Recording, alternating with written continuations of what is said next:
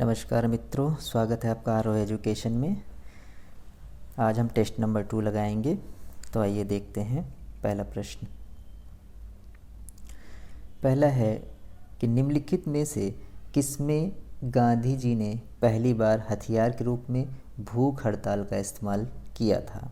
तो इसके ऑप्शंस हैं असहयोग आंदोलन, रॉलेट एक्ट, अहमदाबाद कारखाने की हड़ताल, बारदोली सत्याग्रह।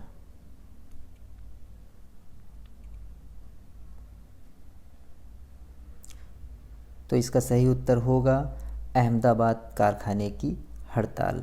आइए इसकी व्याख्या देख लेते हैं। तो 1918 ईस्वी में अहमदाबाद में मिल मालिकों और मज़दूरों में मिल मालिकों और मज़दूरों में प्लेग के बोनस को लेकर के, उसमें प्लेग फैला हुआ था, उसके बोनस को लेकर के इनके मध्य विवाद था। गांधी जी ने क्या किया कि 3 दिन के अनशन उन्होंने किया पहली बार, जिसके बाद मालिकों को, जो मिल के मालिक थे, उन्हें बोनस देने के लिए विवश होना पड़ा। अगला प्रश्न देखते हैं। दूसरा प्रश्न है, निम्न में से किसने तीनों गोलमेज सम्मेलनों में भाग लिया। ऑप्शन है सरदार पटेल, BR अम्बेडकर, MK गांधी, जवाहरलाल नेहरू।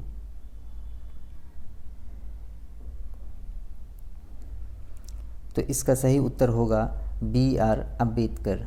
आइए इसकी व्याख्या देख लेते हैं।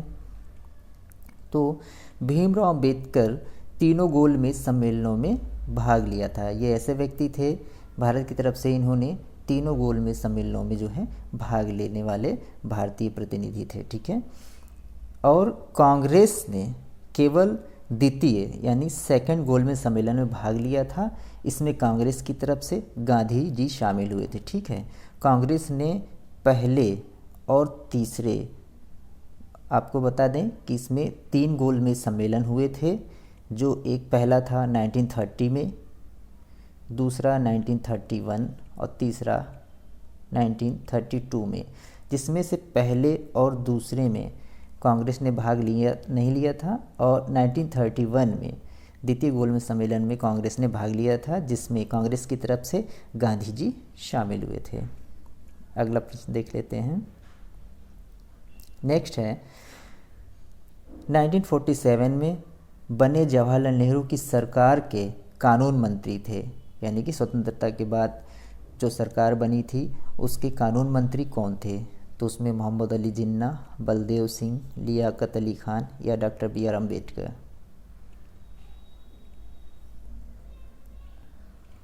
तो इसका सही उत्तर होगा डॉक्टर BR अम्बेडकर। आइए इसकी व्याख्या देख लेते हैं।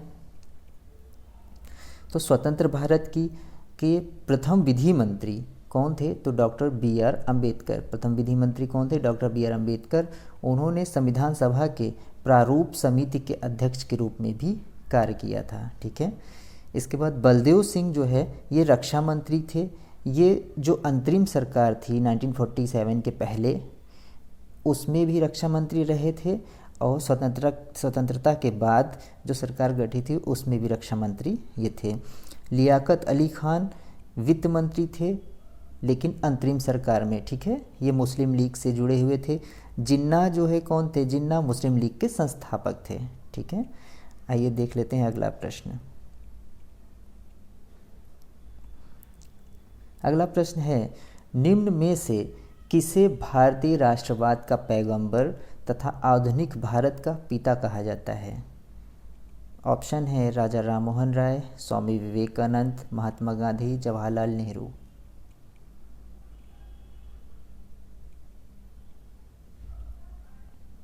तो इसका सही उत्तर होगा राजा राममोहन राय को। आइए व्याख्या देख लेते हैं।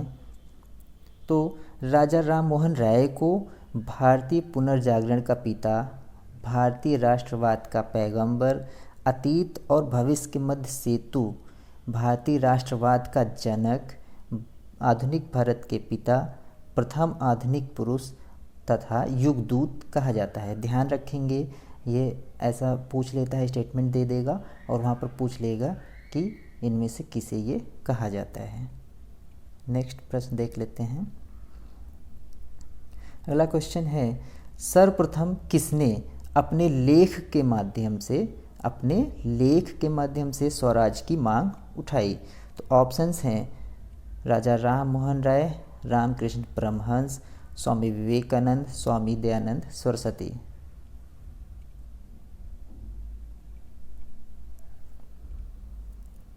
तो इसका सही उत्तर होगा स्वामी दयानंद सरस्वती। इसकी व्याख्या देख लेते हैं।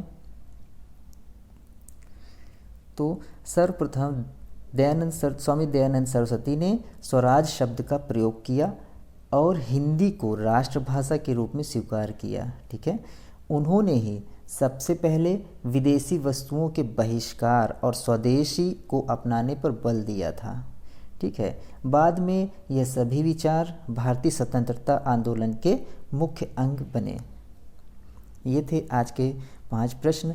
आशा करता हूँ कि आप सभी को अच्छे लगे होंगे। आप चैनल को सब्सक्राइब कीजिए और वीडियो को लाइक कीजिए और अपने कमेंट्स इनबॉक्स में लिखिएगा। Thank you.